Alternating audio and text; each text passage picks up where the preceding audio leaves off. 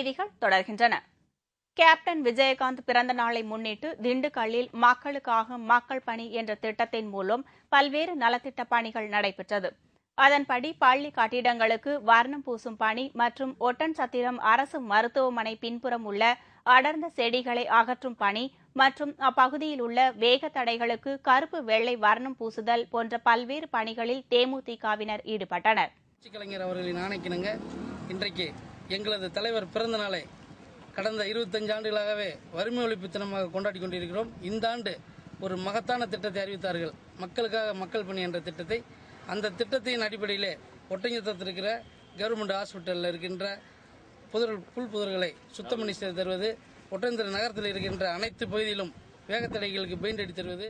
தேமுதிக நிறுவன தலைவர் கேப்டன் விஜயகாந்த் பிறந்த நாளை சிறப்பாக கொண்டாடுவது குறித்து ஈரோட்டில் ஆலோசனைக் கூட்டம் நடைபெற்றது. ஈரோட்டிற்கு வருகை தரும் கேப்டன் விஜயகாந்திற்கு சிறப்பாக வரவேற்பு அளிப்பது குறித்தும் ஏழை எளிய மக்களுக்கு நலத்திட்ட உதவிகள் அளிப்பது குறித்தும் ஆலோசனை நடத்தப்பட்டது. கழக கொள்கை பரப்பு செயலாளரும் ஈரோடு கிழக்கு சட்டமன்ற உறுப்பினருமான வி.சி. சந்திரகுமார் தலைமையில் நடைபெற்ற இந்த கூட்டத்தில் தெற்கு மாவட்ட செயலாளர் இமயம் சிவகுமார் மற்றும் மாவட்ட ஒன்றிய நகர நிர்வாகிகள் ஏராளமானோர் கலந்து கொண்டனர். இந்த போட்டோவையும் அதையும் வச்சு கம்பேர் பண்ணி பார்க்கும் பொழுது இப்படி இருந்ததை இந்த அளவுக்கு நாங்க மாத்தி இருக்கோம் அப்படின்னு நம்ம சொல்ல முடியும். இதையெல்லாம் நீங்க செஞ்சு. இதேபோல் கோவையில் தேமுதிக மாநகர் மாவட்ட தலைமை அலுவலகத்தில் நடைபெற்ற ஆலோசனைக் கூட்டத்தில் கேப்டன் பிறந்த நாளை முன்னிட்டு ஏழை எளிய மக்களுக்கு நலத்திட்ட உதவிகள் செய்வது குறித்து ஆலோசிக்கப்பட்டது. கோவை மாநகர மாவட்ட செயலாளர் தமிழ்முருகன் தலைமையில் நடைபெற்ற இந்த கூட்டத்தில் அனைத்து பகுதி கழக நிர்வாகிகள் பலர் கலந்து கொண்டனர். தேமுதிக மாநில மகளிர் அணி செயலாளர் சிவகாமி தலைமையில் நெல்லை கிழக்கு மற்றும் மாநகர் மாவட்ட சார்பில் கேப்டன் பிறந்தநாள் குறித்த ஆலோசனைக் கூட்டம் நடைபெற்றது. நெல்லை கிழக்கு மாவட்ட செயலாளர் கணேஷ்குமார் ஆதித்தன், மாநகர் மாவட்ட செயலாளர் முகமது அலி மற்றும் மாவட்ட நகர ஒன்றிய கழக நிர்வாகிகள், மகளிர் அணியினர் உட்பட ஏராளமானோர் கலந்து கொண்டனர்.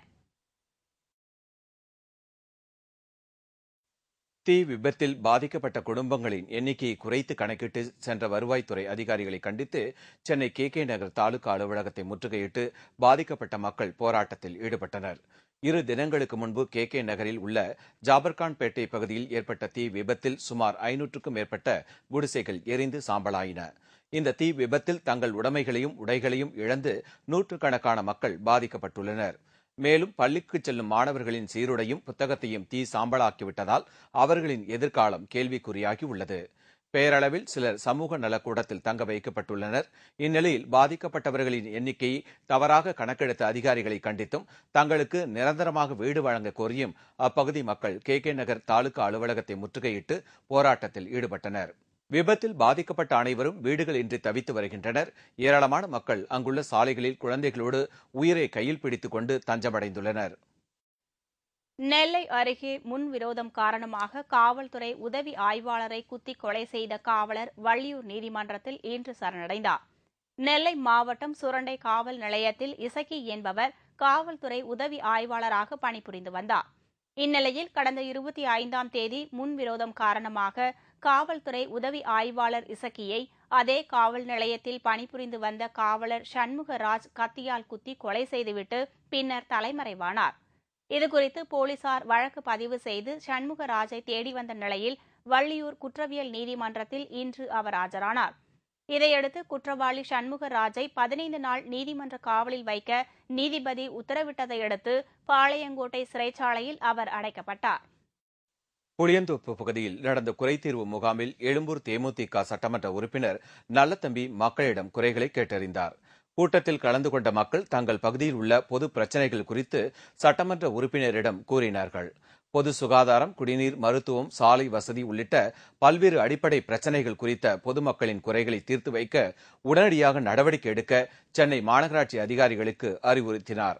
இதனையடுத்து புளியந்தோப்பு பகுதியில் கள ஆய்வு மேற்கொண்ட சட்டமன்ற உறுப்பினர் நல்லதம்பி தனது தொகுதி நிதியிலிருந்து ஒதுக்கப்பட்ட 15 லட்சம் ரூபாயில் மேற்கொள்ளப்பட்டு வரும் வளர்ச்சிப் பணிகளை பார்வையிட்டார்.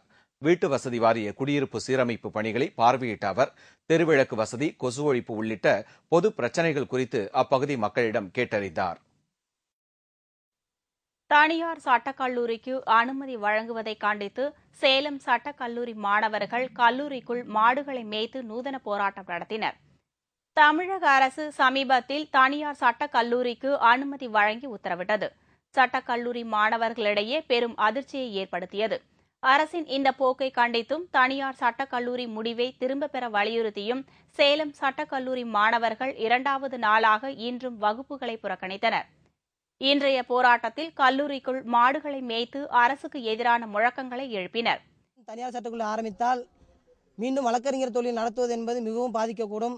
எதிர்காலத்தில் எங்கள் தொழில் ஆடு மாடு மேய்ப்பது போலதான் இருக்கும். அதன் காரணமாக இன்று நாங்கள் வகுப்பு புறக்கணித்து ஆடு மாடு மேய்த்து போராட்டம் செய்துள்ளோம். மேலும் தனியார் சட்டக் கல்லூரிகளின் மூலம் சட்ட கல்வி வியாபாரமயமாவது மட்டுமின்றி தகுதியில்லாத நபர்களும் வழக்கறிஞர்களாக உருவாகும் சூழ்நிலைக்கு அரசு வித்திட்டுள்ளது என்றும் மாணவர்கள் தங்கள் கண்டனத்தை தெரிவித்தனர். திருப்பூரில் நடைபெற்ற மாநகராட்சி மன்ற கூட்டத்தில் நலத்திட்ட உதவிகள் பெறுவதில் தங்களது வார்டுகள் புறக்கணிக்கப்பட்டு வருவதாக தேமுதிக கவுன்சிலர்கள் குற்றம் சாட்டியுள்ளனர். திருப்பூர் மாநகராட்சி மன்ற கூட்டம் மேயர் விசாலாட்சி தலைமையில் நடைபெற்றது. அப்போது அதிமுக கவுன்சிலர்களுக்கிடையே கூச்சல் குழப்பம் ஏற்பட்டதை அடுத்து ஆத்திரமடைந்த மேயர் விசாலாட்சி அதிமுக கவுன்சிலர்களை சத்தம் போட்டு சமாதானப்படுத்தினார். தொடர்ந்து நடைபெற்ற கூட்டத்தில் தேமுதிகவினரின் வார்டுகளில் மக்களுக்கு கிடைக்க வேண்டிய நலத்திட்ட உதவிகள் எதுவும் முறையாக கிடைக்கவில்லை என்று கவுன்சிலர்கள் குற்றம் சாட்டினர். மேலும் அதிமுகவினரின் வார்டுகளுக்கு மட்டும் முன்னுரிமை வழங்கி வரும் போக்கை மாநகராட்சி நிர்வாகம் கைவிட வேண்டும் என்று அனைத்துக் கட்சி கவுன்சிலர்களும் வலியுறுத்தினர். மாநகராட்சி மீட்டிங்கில் எதிர்க்கட்சி வரிசை உறுப்பினர்களுக்கு நிதி ஒதுக்கவில்லை என்கின்ற ஆதங்கத்தை மாநகரத்தில் பதிவு செய்கிற பொழுது மாநகராட்சி மேயருக்கு கடும் கோபம் வருகிறது. இன்று 4 மண்டலத்துக்கும் ஒரு பட்ஜெட்டில் 10 லட்சம் ரூபாய் நிதி ஒதுக்கப்படும் என்று சொன்னார்கள். அதற்கு எனக்கு முன்னால் பேசிய உறுப்பினர் இந்த 10 லட்சம் என்ன ஆனது என்று கேட்கிற பொழுது மதிப்பீடுகள் தயார் செய்யப்பட்டு இருக்கிறது, இன்னும் எந்த வார்டுக்கும் வேலை ஆரம்பிக்கல என்று சொல்லி மேயர் சொன்னாங்க. இதையவே நான் குறிப்பிட்டு பேசுகிற பொழுது மண்டல தலைவர் 10 லட்சம் ரூபாய் நான் மதிப்பீடு தயார் செய்து வேலை நடைபெறுகிறது என்கின்ற தகவலை சொல்கிறார். அப்போ மாநகராட்சி மேயருக்கு தெரியாமல் கூட மண்டல தலைவர்கள் வேலை செய்கிறார்கள் என்பதுதான் வேதனையான. இதேபோல் திருச்சிராப்பள்ளி மாநகராட்சி மன்ற கூட்டம் மேயர் ஜெயா தலைமையில் நடைபெற்றது. அப்போது துப்புரவு பணிகள் சரிவர மேற்கொள்ளாததால் பல்வேறு தொற்று நோய்கள் பரவும் அபாயம் உள்ளதாகவும் இதுகுறித்து மாநகராட்சி நிர்வாகம் இதுவரை எந்தவித நடவடிக்கையும் எடுக்கவில்லை என்று கூறி கவுன்சிலர்கள் வெளிநடப்பு செய்தனர். ஒலிம்பிக் போட்டியில் ஒற்றையர் பிரிவில் வெற்றி பெற்ற காஷ்யப் காலிறுதிக்கு தகுதி. விவரம் இடைவேளைக்கு பிறகு.